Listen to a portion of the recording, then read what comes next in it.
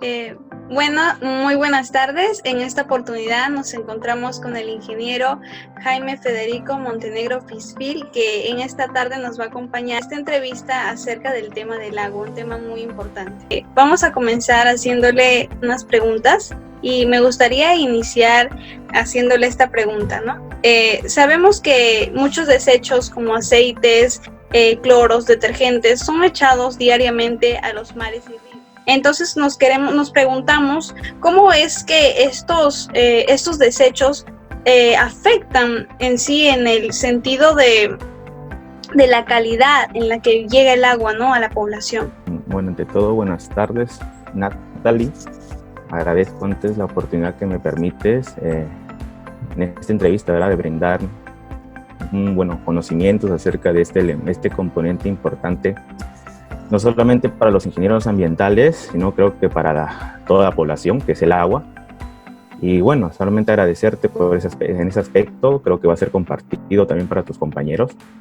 Y es de una buena iniciativa de parte de ustedes como estudiantes conocer estos temas, aunque no son, creo, de la especialidad. Bueno, en este caso voy a tocar el punto de... Quisiera, no sé si me permites, Natalie, compartir mi pantalla para explicarte sobre el proceso del agua y más o menos darte la respuesta de la calidad, ¿verdad?, lo que me estás preguntando. ¿Te parece? Sí, está perfecto. Adelante. Ya. Respecto a tu pregunta que me habías realizado, el departamento de Lima, como te comentaba, está dividido en 8 cuencas. Una cuenca es un área geográfica que se puede decir donde circula un río principal. En este caso, la Lima metropolitana está dividido en 3 cuencas: cuenca del río Chillón, Rima y Lurín. Como observamos en esta, a ver, vamos a ver. Mira, por ejemplo, esta es la cuenca del río Chillón, que se conoce que es la parte norte de Lima. Solamente la parte del norte tiene, por ejemplo, de Lima metropolitana, tiene Caraballo, Comas, Puente Piedra, La Ventanilla, y por acá está Callao. Ahora, si tú me dices de cómo afecta la calidad del agua en el proceso hidrológico, no solamente tendríamos que ver solamente una parte o un sector del río. Podríamos comenzar desde la parte alta, parte media y también la misma parte baja. ¿Qué es lo que sucede? Que en la parte alta mayormente ocurren los procesos de industria, ¿verdad? En este caso, por ejemplo, sector minero, también, por ejemplo, parte de agricultura en la parte media. Y en este caso, la parte baja, lógicamente, también está, en este caso, las poblaciones que se encuentran aledañas. Yo que realicé más o menos un estudio en esta parte de abajo, en la parte de Comas exactamente, hemos encontrado que todo el margen izquierdo como el derecho del río, desde la parte de Caraballo, se cuenta con colmatado, en este caso por procesos, no actividades industriales, sino por la misma parte doméstica, ¿verdad? O sea, uso de actividades como, por ejemplo, reciclaje, quema de basura. Incluso, por ejemplo, en uno de estos sectores, el tramo del río es de 20 metros, pero llega hasta 8 por la misma colmatación. Entonces, esa calidad de agua que supuestamente entra a una planta de tratamiento para la potabilización, lógicamente es afectado. Y no solamente afectado para nosotros, para nuestros hogares, sino es más afectado porque esta agua en un momento llega a un cuerpo receptor. Ese cuerpo receptor se le conoce como mar, ¿verdad?, o el océano. Es por eso que actualmente existe ese proceso de la descontaminación del plástico, ¿verdad?, que está dentro de los mares, ¿verdad? Inclusive hay algunos estudios de que nosotros comemos en cierto grado un porcentaje de plástico cuando comemos o adquirimos, en este caso, los pescados. Entonces, o peces, ¿verdad?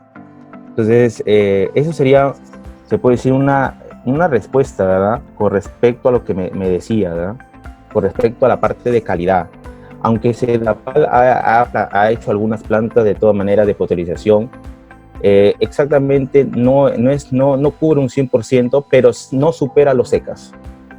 ¿Qué son los secas? Los secas en este caso son los estándares de calidad ambiental, en este caso en el agua, ¿no? Por ejemplo, estas son las categorías que tiene, por ejemplo, el uso del agua, ¿no?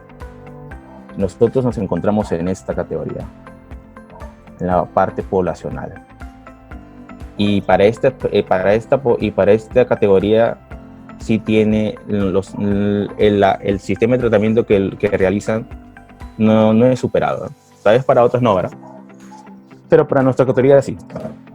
Claro, muy clara de verdad su explicación, y lo cual me lleva a hacerle la siguiente pregunta, ¿no? Entonces, ¿cuál vendría a ser la función del agua en los ecosistemas?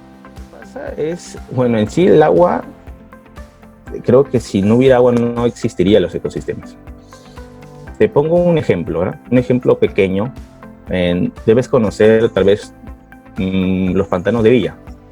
Sí. O los pantanos de Ventanilla.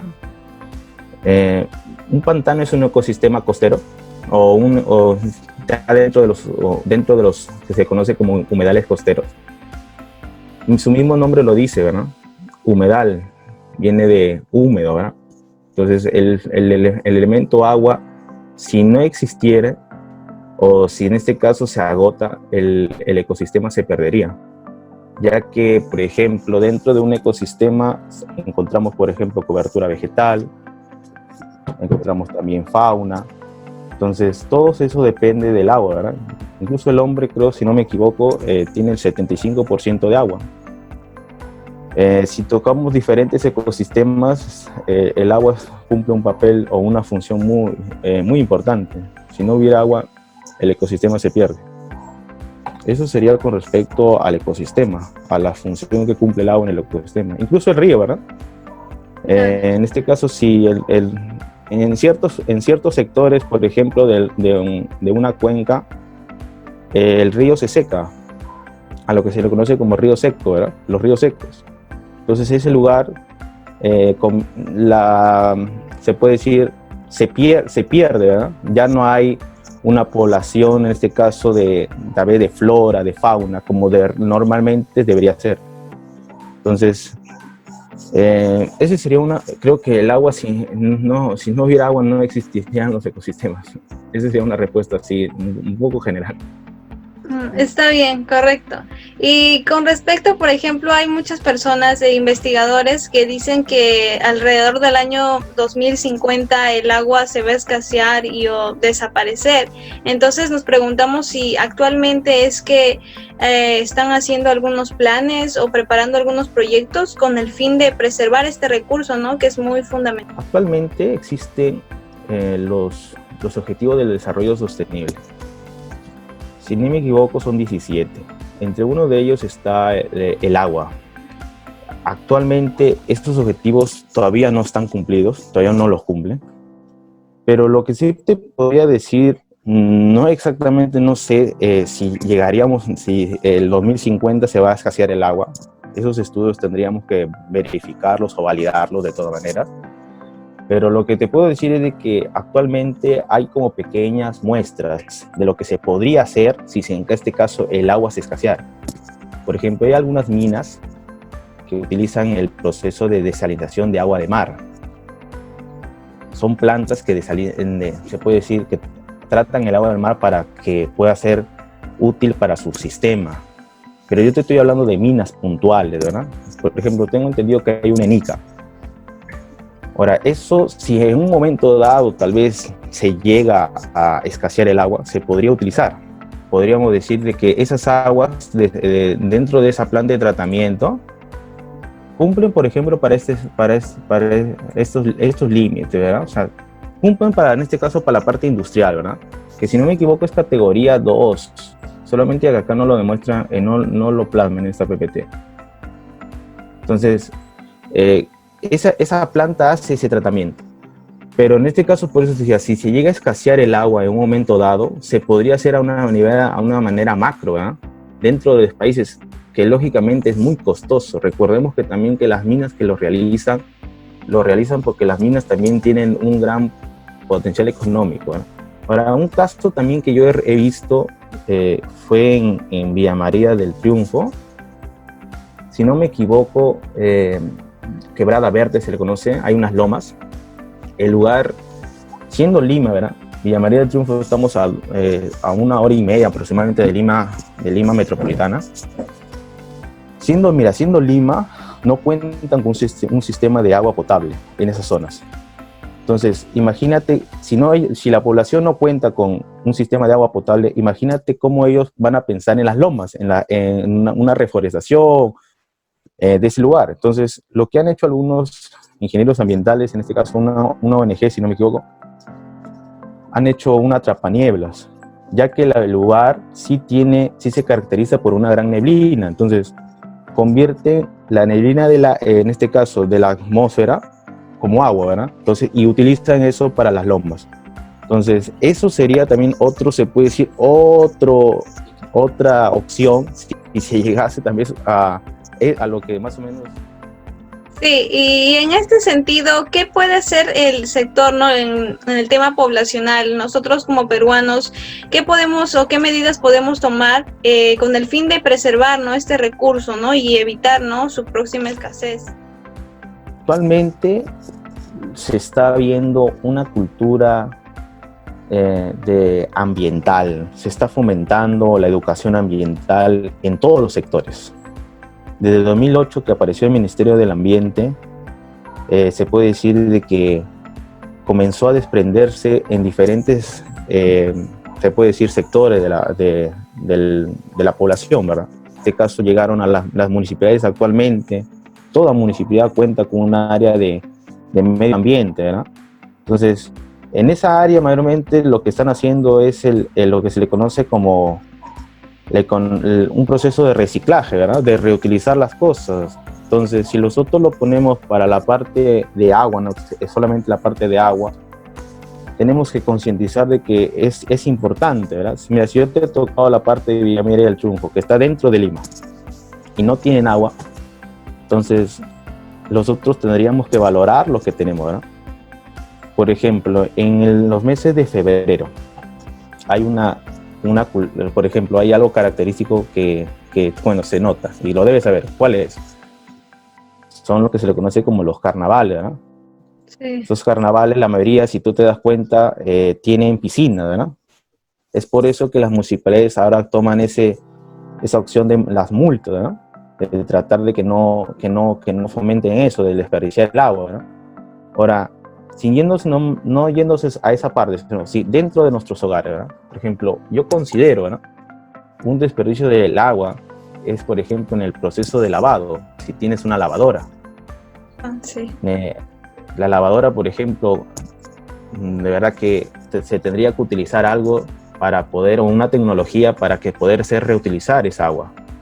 Y en este caso, yo no sé también cómo son las condiciones de cada casa, pero también se ha visto que hay muchas fugas de agua dentro de las casas. Y eso se tendría que motivar a la población, ¿verdad? En este caso nosotros motivar a mover esa cultura del agua, ¿verdad? De que no debemos desperdiciarlo. Y también, bueno, incluso, ¿verdad?, yo he visto que actualmente están hablándose de la huella hídrica, ¿no? O sea, tratando de fomentar tratar la recirculación del agua, ¿verdad? Una huella hídrica, por ejemplo, es de que todo lo que nosotros hacemos todo lo que nosotros consumimos incluso tiene agua, ¿verdad? Ponían un ejemplo, por ejemplo, de que un plato de comida, ¿verdad?, por ejemplo, un lomo, ¿verdad? Un lomo, arroz, papas fritas, una característica comida de nosotros. Para tener ese plato en la mesa ha tenido, por ejemplo, se puede decir, ¿verdad?, que ese plato de la mesa ha consumido, por ejemplo, 3 piscinas llenas de agua. Wow. Ya que ese plato que tenemos ha pasado un proceso, por ejemplo, en el caso, por ejemplo, de la carne, ¿verdad? Ha pasado un crecimiento del animal para que nosotros lo podamos tener, ¿verdad? Entonces se han sacado porcentajes y más o menos calculan que eso es, por ejemplo, lo que nosotros ponemos en el agua. Entonces, el hombre de verdad que consume mucha agua en todos los aspectos. Entonces, si nosotros la desperdiciamos, lógicamente estamos haciendo un mal uso de este recurso. Muy bien, muchas gracias por participar de esta entrevista que la verdad ha sido muy provechosa. No, gracias a ti, Natalie, y bueno, espero de haber cubrido, saber los intereses con respecto a tus preguntas. Gracias.